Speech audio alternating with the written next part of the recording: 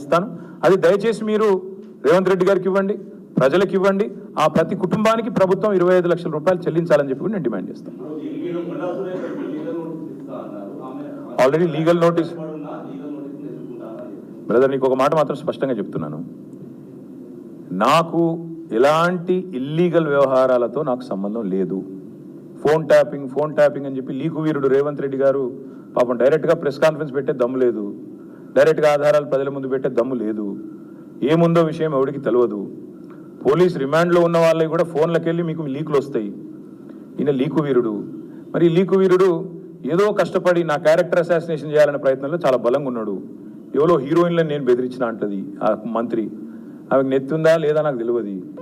నాకు అంత కర్మ ఏంది, నాకు ఈ దిక్కుమాలిన పనులు చేయాల్సిన పరిస్థితి ఏంది. నాకు ఎలాంటి ఫోన్ ట్యాపింగ్ వ్యవహారంతో నాకు ఎలాంటి సంబంధము లేదు.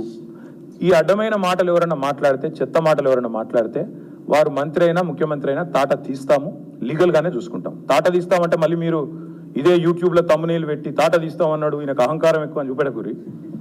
అదే వినండి, తొందరపడకండి.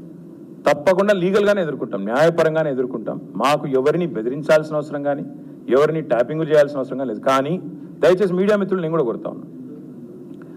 2014లో మా ప్రభుత్వం వచ్చింది. మా ప్రభుత్వం రాకంటే ముందు కాంగ్రెస్ ప్రభుత్వం 10 ఏళ్ళు ఉంది.